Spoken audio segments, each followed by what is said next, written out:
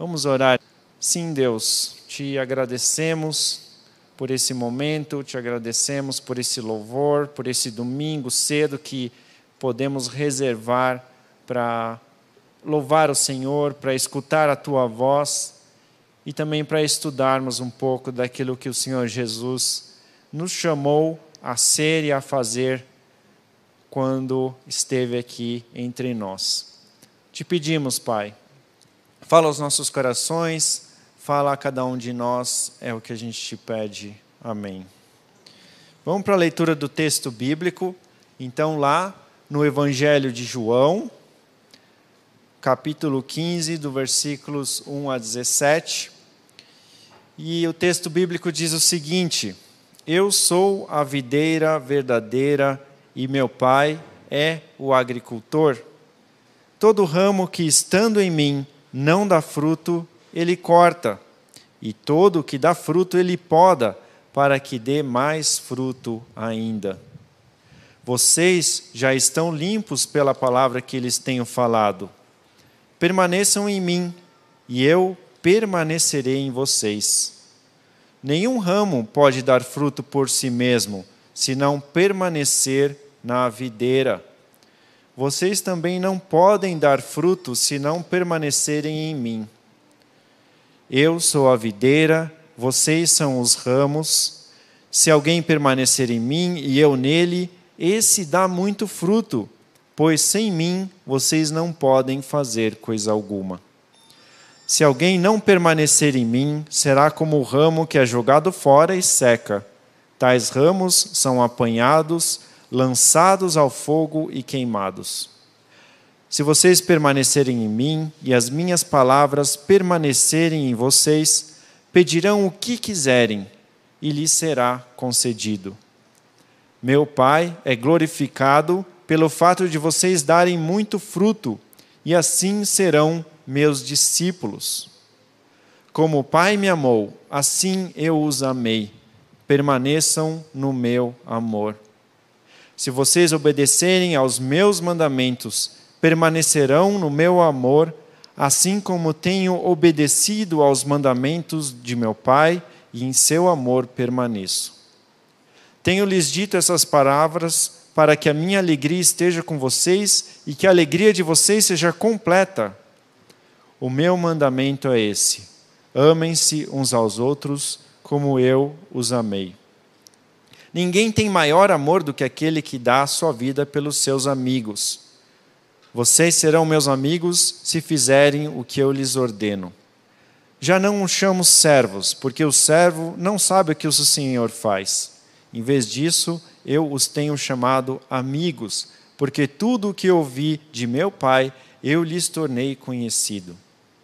Vocês não me escolheram, mas eu os escolhi, para irem e darem fruto, fruto que permaneça, a fim de que o Pai lhes conceda o que pedirem em meu nome. Este é o meu mandamento: amem-se uns aos outros. Muito bem. Temos então esse trecho a respeito de um tema, diversos assuntos aqui, mas a gente quer pensar um tema muito especial, que é a questão de discipulado, ou o que o discipulado faz, o que o discipulado realiza. E Jesus então dá algumas ideias que a gente vai estar tratando aqui. Mas antes eu gostaria de apresentar um trabalho missionário que nós temos muito contato aqui como igreja, né? De uma forma direta e também de uma forma indireta. Nós temos um prédio aqui ao lado do nosso, que é o prédio da Rádio Transmundial. E esse trabalho que, na verdade, começou junto com o trabalho aqui da IELSP. Quando a igreja aqui foi fundada, os irmãos construíram os 2 prédios juntos, né? E esse, então, foi um trabalho dos irmãos, tanto aqui da nossa igreja, para construir esse prédio, e no prédio ao lado, tanto os nossos irmãos aqui que fundaram a igreja, como os irmãos da Igreja Batista Alemã. E com isso, então, foi fundada a Rádio Transmundial. E esse é um ministério, para quem já escutou, eu vou repetir, quem não conhece, então vai poder conhecer um pouquinho mais. É um ministério internacional de divulgação do Evangelho, principalmente pelo meio de transmissão de rádio, né? Mais específico, aqui em São Paulo, existe uma rádio que faz a transmissão todos os dias, das 6 às 7 da tarde, aqui em FM. Pelo Brasil também existem diversos parceiros, mas hoje a forma mais fácil da gente escutar a Rádio Transmundial é a partir do nosso celular. Então, se você quiser ter mais contato, são 24 horas de uma programação 100% voltada para Bíblia, músicas cristãs. Então, vale muito a pena ter esse aplicativo. Eu tenho aqui, da Rádio Transmundial, né? Você pode, então, baixar o aplicativo e tem diversas informações. Tem o que está acontecendo no ar. Agora, por exemplo, está falando sobre um programa a respeito de chamado Pensando Verde, né? Fala sobre questões ambientais aí e cristianismo. Então, vale a pena você ter no seu celular e estar escutando sempre que possível, né? Uma outra iniciativa da rádio é o presente diário. E nós temos aí como tradição, todo final de ano, início de ano, disponibilizar esse presente diário para quem tiver interesse, está à venda aqui na entrada. E você também pode fazer a compra dele para presentear outras pessoas, né? O presente diário é um livro devocional, onde cada dia do ano existe uma palavra, uma mensagem que você pode, então, ler e estar, então, envolvido também com a palavra de Deus. A Rádio Transmundial também tem ministérios, tem iniciativas específicas para trabalho com escolas, para trabalho com crianças e também, mais específico, para trabalho de discipulado. E nós aqui da igreja fomos muito beneficiados pelo trabalho de Ministério de Homens da rádio, onde a gente já pôde, já há alguns anos, fazer pequenos grupos de homens para fazer um discipulado em torno de 9 a 10, 11 meses, né? Em que um grupo pequeno de 5, 6 homens se reúnem toda semana para estar falando sobre diversos assuntos da vida. Então, isso foi muito bom até hoje, e a gente está, então, querendo abrir um novo grupo, tá? Então, já quem tiver interesse, pode procurar algum membro do conselho para dizer do seu interesse. E tiveram alguns homens aqui que já fizeram. Quem já fez, levanta a mão, por favor. Aí temos o Cláudio, né? Isso, legal. Temos alguns homens que fizeram, então, aqueles homens que ainda não fizeram estão convidados a participar. E, basicamente, a ideia, então, está em volta de discipulado, né? E a gente vai, então, falar a respeito disso hoje. Esse texto bíblico tem a ver com isso. Vamos, então, mais a fundo para fazer esse estudo bíblico, né? Muito bem. A gente leu um trecho do livro de João, no capítulo 15. E a gente, então, se voltar a alguns capítulos, a gente vai voltar, por exemplo, na Bíblia, no capítulo 13, e a gente vai ver lá Jesus, então, lavando os pés dos discípulos. E aí, no capítulo 14, Jesus também aproveita aquele momento que está com os discípulos e ele, então, avisa esses discípulos que ele ia deixar os discípulos. No versículo 1, capítulo 14, não se perturbem, mas creiam. Né? Versículo 12, basta crer em Jesus, nele, para estar junto ao Pai. Digo-lhes a verdade, aquele que crê em mim fará também as obras que tenho realizado, fará coisas ainda maiores do que estas, porque eu estou indo para o Pai.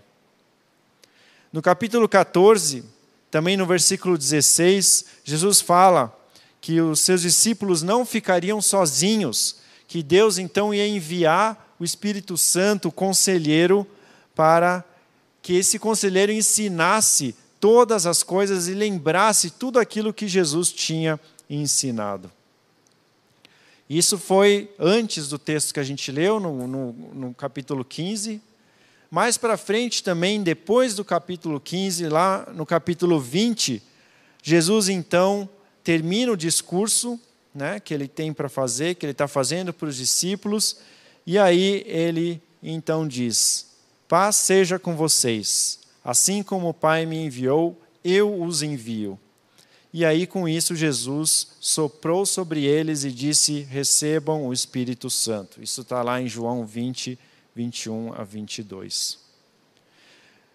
Então, temos aqui Jesus falando para os discípulos, antes do capítulo que a gente leu, depois do capítulo que a gente leu, lá no capítulo 15, e Jesus fala muito sobre essa questão do envio dos discípulos, de se enviar, dos discípulos assumirem uma responsabilidade de passarem adiante a mensagem que Jesus estava passando para eles.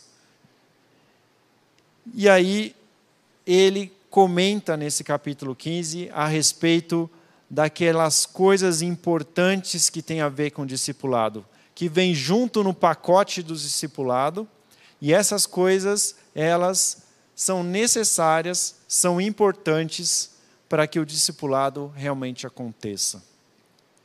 Só que o objetivo e o propósito principal do envio desses discípulos, do envio de Jesus, é o quê? Está lá no versículo 8 do capítulo 15. Meu Pai é glorificado pelo fato de vocês darem muito fruto. Então, o primeiro propósito do envio de Jesus é glorificar o Pai. Este propósito de glorificar o Pai acontece quando os discípulos passam a discipular. Quando os discípulos de Jesus passam a andar pelo mundo, distribuindo a palavra, distribuindo aquilo que Jesus fez, aquilo que Jesus falou, quem Jesus é e o que Jesus faz. E o segundo propósito do envio de Jesus é a questão dos frutos, da multiplicação. São o quê? Mais discípulos de Jesus. Primeiro propósito, glorificar a Deus. Segundo propósito, multiplicação. Então, louvar a Deus, além daquilo que a gente faz aqui cantando, também é discipular. Também é levar novas pessoas a Deus e a Jesus. E aí Jesus então apresenta alguns efeitos, algumas coisas que são necessárias que aconteçam no discipulado para que esse discipulado de fato aconteça. E o primeiro efeito que eu gostaria de compartilhar com os irmãos, com as irmãs, é o efeito da poda. Jesus usa aqui uma ideia, né, de um jardim, onde Deus é o agricultor, e aí ele começa a fazer podas naquele jardim, naquelas plantas que estão naquele jardim. E basicamente ele fala de duas intenções desse agricultor de Deus quando está lá naquele jardim, cuidando daquele jardim. E a primeira é para aqueles ramos que são saudáveis possam dar mais frutos. Então, o agricultor vai naquele jardim, tira aquelas folhas, aqueles pedaços de planta, aqueles ramos, para que os bons dêem mais frutos. Ele tira aqueles ramos improdutivos. O versículo 6 é até um pouco mais pesado. Ele fala que esses ramos que foram tirados são colocados no canto e são queimados, né? Porque eles são considerados ramos improdutivos. Um exemplo desse tipo de ramo improdutivo foi justamente um dos próprios discípulos de Jesus, que foi Judas Iscariotes. Infelizmente, existem ramos que não glorificam a Deus. E Judas Iscariotes foi um dos discípulos que acabou traindo Jesus. Então, esses discípulos que não glorificam a Deus, pelo contrário, acabam desonrando a Deus, Deus então decide cortar eles da sua própria vinha. E o segundo propósito da poda é um processo que acontece na vida de cada um dos seus discípulos, os discípulos de Jesus, que são Deus usando as circunstâncias da vida para nos amadurecer, para trazer mais produção para cada um de nós, para que a gente possa ser cada vez mais parecido com Jesus, para que a gente possa ser cada vez mais alguém que reflete o que Deus quer, que é multiplicar e falar dele e fazer mais discípulos. As dificuldades, os desafios que a gente encontra podem ser difíceis, dolorosos, mas quando a gente faz a coisa certa, quando a gente decide seguir o caminho de Deus, apesar das circunstâncias, essa nossa atitude tem o potencial de trazer mais glória para o próprio Deus. Eu vou trazer aqui 3 versículos que fazem parte do discipulado de homens. Eu vou tentar falar aqui de cor, mas tem a ver com esse assunto de se passar pelo desafio, por desafios na vida. O primeiro é 1 Pedro 4,19. Lá diz assim: por isso mesmo, aqueles que sofrem de acordo com a vontade de Deus devem confiar a sua vida a seu fiel Criador e praticar o bem. Amém? Hebreus 12:11. Nenhuma disciplina parece ser motivo de alegria no momento, mas sim de tristeza. Mais tarde, porém, produz frutos de justiça e paz para aqueles que por ela foram exercitados. Tiago 1:2-4. Meus irmãos, considerem por motivo de grande alegria o fato de passarem por diversas provações, pois vocês sabem que a prova da sua fé produz perseverança. E a perseverança, uma vez, deve ter ação completa, a fim de que sejam maduros e íntegros, sem lhes faltar coisa alguma. Então, a disciplina, as provações, sofrer de acordo com a vontade de Deus, são situações difíceis, são situações que Deus às vezes nos permite passar na vida, e apesar de ser difícil da gente identificar isso na hora, toda a dificuldade que vem de Deus, ela tem um objetivo, que é a gente amadurecer e a gente poder trazer mais frutos para o reino de Jesus. Então existe essa semelhança entre discipular e o que Deus faz numa planta, né? De podar a planta. E a gente sabe disso, né? Quanto mais intenso o trabalho de um jardineiro num jardim, quanto mais ele trabalha, mais bonito fica aquele jardim. Mais cheiroso fica aquele jardim. O trabalho de Deus conosco também é assim. Nosso jardineiro, Deus, ama ver o nosso jardim cheio de frutas, todo cheiroso. Algumas vezes o jardineiro vai vir no jardim e vai plantar alguma coisa. Às vezes ele vai ter que podar alguma coisa também, para que esse jardim, então, seja um jardim bonito. E para que esse jardim nunca pare de produzir, seja sempre saudável não tem como. Ele precisa tratar com alguns ramos que fazem parte da nossa vida, algumas áreas que fazem parte da nossa vida, que precisam ser tratados. E às vezes, esse tratamento precisa ser também cortar fora.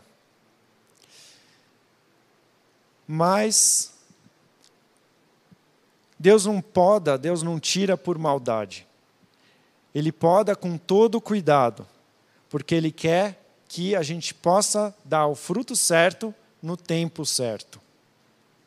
Na hora certa, quando for o momento da colheita, que esses frutos tiverem crescido, aí a gente vai estar cheio de fruto e a gente vai poder, então, glorificar o Deus que tratou das nossas vidas, que a gente permitiu que fizesse o trabalho que precisava ser feito em nós. Isso vai fazer com que Deus se sinta muito satisfeito, e o versículo bíblico diz que nós também vamos experimentar uma alegria especial, uma alegria completa. E mais, a forma com que o discípulo encara a dificuldade na vida vai servir de exemplo para as pessoas que estão em volta. A gente precisa entender uma coisa. Às vezes os exemplos de vencer alguma coisa, de dar certo alguma coisa na vida, eles mostram para as pessoas à nossa volta, né, como Deus é bom, como Deus faz.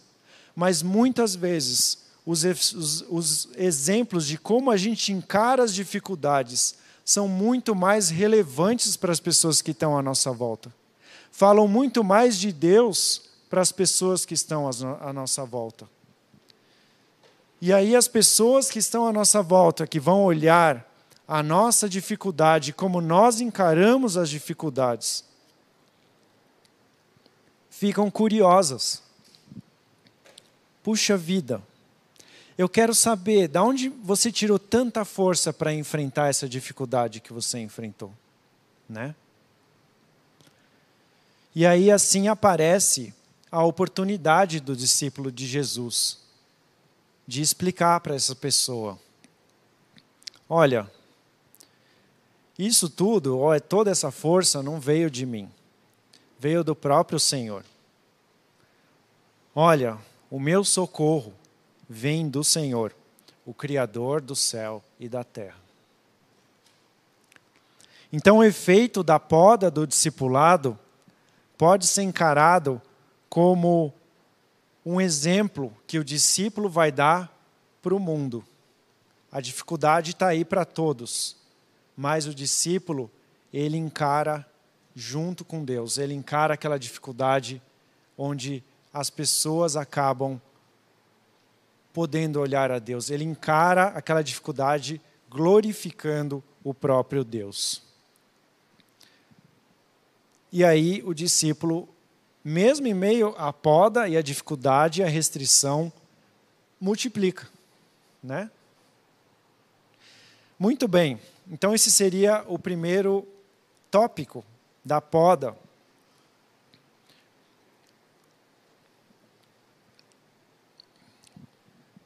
O segundo tópico que eu gostaria de compartilhar com os irmãos, com as irmãs, é o efeito da persistência.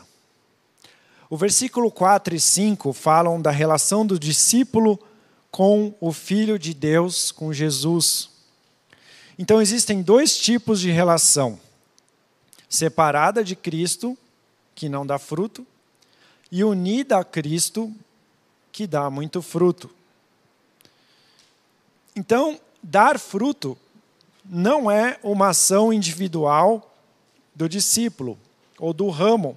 O ramo precisa estar ligado à planta, à videira, senão ele não vai dar fruto. E o fruto, então, acontece a partir da ação de Cristo através da vida do discípulo. E o que é permanecer em Cristo? É viver em contínua dependência de Deus. É ter um relacionamento com Deus por meio do quê? Da leitura da sua palavra, ter as palavras de Cristo e seus ensinamentos gravados na nossa mente, no nosso coração, estar em constante comunicação com Deus através da oração, estar afinado, estar alinhado em tudo o que acontece na nossa vida. Em resumo, permanecer em Deus, nele, é uma questão de obedecer os ensinamentos de Jesus. E essa atitude de obedecer não é uma atitude ruim, negativa.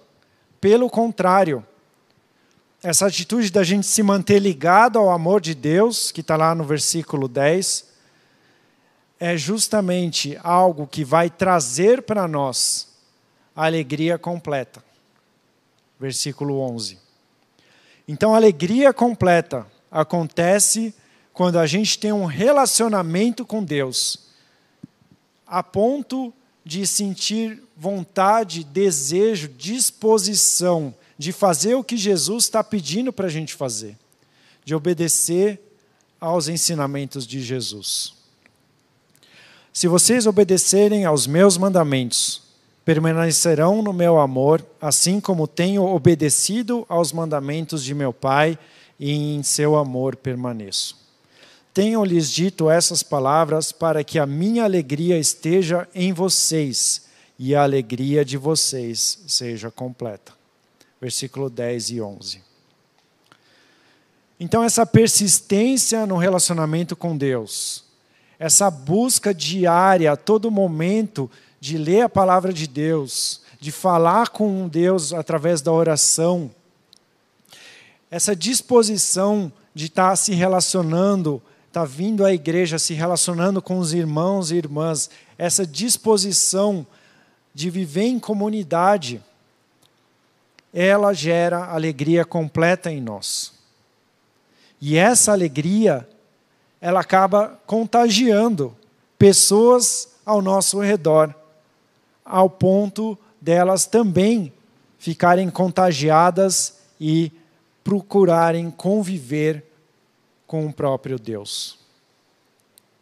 Esse é o segundo efeito do discipulado, o efeito da persistência. E o próximo, que a gente já falou um pouquinho, é o efeito da oração. No trecho que a gente está estudando, a oração, ela vem junto com uma promessa do próprio Deus. Os dois elementos vêm sempre juntos, amarrados, oração e promessa. João 15, versículo 7. Se vocês permanecerem em mim e as minhas palavras permanecerem em vocês, pedirão o que quiserem e lhes será concedido. Jesus aqui está sendo muito claro. Vocês pedirão o que quiserem e será concedido, a fim de que o Pai conceda a vocês o que pedirem em meu nome. Também Jesus fala no versículo 16, mais para frente. Só que observem, ambas as promessas de Jesus aqui têm uma condição. A condição é se permanecerem em mim, se obedecerem os meus mandamentos. Então, quando o discípulo, se ele está ligado à videira, se ele está em constante relacionamento com Deus, se ele está obedecendo aos ensinos de Jesus, começa a acontecer uma harmonia tão grande entre esse discípulo e o próprio Deus e Jesus, que ele acaba fazendo que o coração dele tenha propósitos parecidos com o coração de Deus. E essa harmonia leva o discípulo a desejar, em primeiro lugar, aquilo que Deus também deseja. E o que Deus deseja, de acordo com o que a gente está vendo aqui, é a multiplicação. São muitos discípulos. O que Deus deseja é que Ele seja glorificado. Então, a oração de um discípulo tem muito a ver com a oração de expansão do reino de Deus. E essa oração para que o reino de Deus venha e se expanda, ela tem um efeito muito forte e muito grande. Jesus falou, quando estava com os discípulos, em Mateus capítulo 9, versículos 37 e 38, a seara é grande, mas os trabalhadores são poucos. Daí ele fala, peçam, orem, pois ao Senhor da seara que envie trabalhadores para a sua seara. Então a oração ela é essencial no processo de envio de mais discípulos, no processo do crescimento do reino de Deus, e ela, ao mesmo tempo, é uma forma do discípulo estar se alinhando com esse propósito. O versículo 7 também fala, além dos propósitos do discípulo estar se alinhando com os propósitos de Deus, Deus também se interessa pelos propósitos individuais dos seus discípulos. Então, o texto diz, pedirão o que quiserem, no versículo 7. E esse querer do discípulo também passa a ser a vontade individual de Deus. Então, essa dinâmica entre o discípulo e Deus, esse processo de oração, esse processo de conexão, acaba se tornando mais uma forma em que novos discípulos se aproximam. As pessoas ao redor de um discípulo que ora, elas são impactadas. E pelo impacto também desse discípulo com o próprio Deus. Pela forma com que esse discípulo encara as necessidades, pela forma com que ele acredita na provisão de Deus. Puxa vida, como é que você acredita que você vai passar por essa situação? O pessoal pergunta e o discípulo diz, eu não sei, mas eu tenho certeza que Deus vai prover.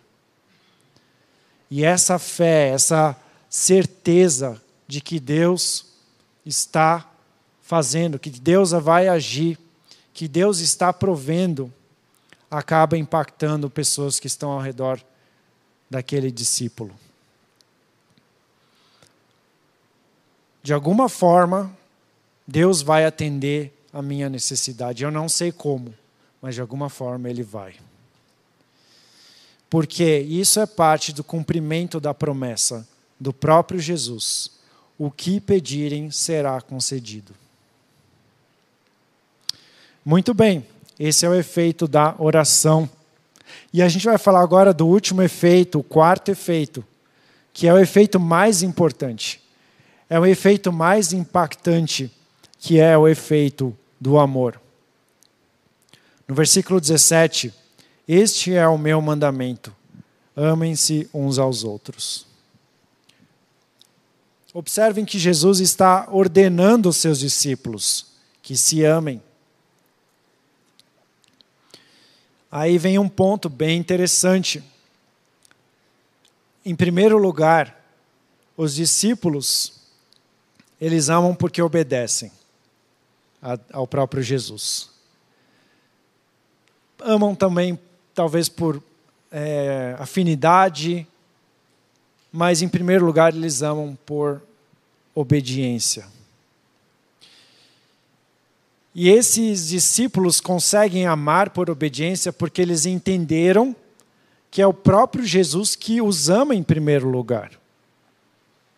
Jesus ama tanto os discípulos dele, que ele diz que os seus discípulos não são mais servos, passam a ser seus amigos. Versículo 16, Jesus ama tanto os seus discípulos, que ele diz que morreria por eles, e de fato ele fez isso por nós. Então esse amor recebido de Jesus é para ser vivido e compartilhado entre eles. Nisto conhecemos o que é amor. Jesus Cristo deu a sua vida por nós e devemos dar a nossa vida por nossos irmãos. 1 João 3,16. Então amar é viver a maior expressão de Deus pela humanidade, porque ela vai remeter ao que o próprio Jesus fez na cruz. Os seus discípulos são chamados a expressar esse amor de Jesus nos seus relacionamentos. E quando a gente está falando desse amor, a gente está falando de um amor ágape, um amor de Deus pela humanidade. É um amor que não se importa quem a pessoa é um amor que não tem interesse, é um amor que reflete a qualidade de Deus, que é simplesmente dar sem esperar nada em troca. É oferecer sem uma reciprocidade necessária, né? E nada mais especial do que a gente falar sobre esse amor, conforme aquilo que está em 1 Coríntios 13. Nos versículos 4 a 7, por exemplo, o amor é paciente, o amor é bondoso, o amor não inveja, o amor não se vangloria, o amor não se orgulha, não maltrata, não procura os seus interesses, não se ira facilmente, o amor não guarda rancor, o amor não se alegra com injustiça, mas se alegra com a verdade. O amor tudo sofre, tudo crê, tudo espera e tudo suporta. Esse é o amor de Deus, de Jesus por nós. Então, a expressão desse amor vai causar o principal e maior impacto no crescimento do reino de Jesus. Esse exemplo que o discípulo de Jesus de amor pode dar ao próximo é justamente aquilo que o mundo mais procura e que o mundo mais anseia. O amor dos discípulos de Jesus pode gerar os frutos mais expressivos. E ser conhecido pela forma de viver e expressar o amor ao próximo é justamente a gente obedecer a Jesus e a gente também dar frutos para o dono da vinha, para o agricultor, que é o próprio Deus. Amém? E para concluir, os discípulos são enviados a amar, não porque eles são extremamente treinados para isso, não porque talvez eles foram experimentados ou até extremamente apropriados para expressar esse amor. Não. Nós somos enviados a amar porque a gente foi convocado pelo próprio Jesus. Quem vai dar essa capacidade de amar é o próprio Jesus. Apesar das nossas histórias, apesar da nossa condição, apesar de onde a gente veio.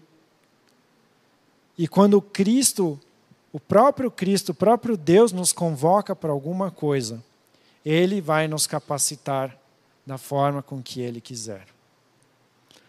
É Jesus que torna os discípulos frutíferos. Ele que faz os ramos dele serem frutíferos.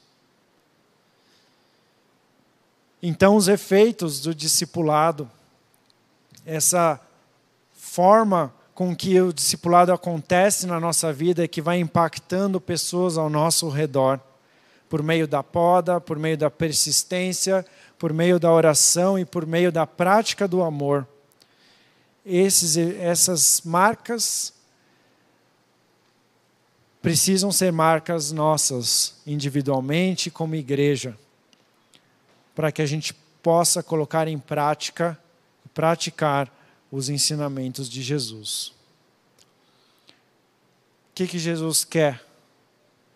Que cada um de nós sejamos discípulos maduros, para que a gente possa gerar, para que a gente possa impactar outras pessoas e assim fazer parte no processo de gerar mais discípulos maduros.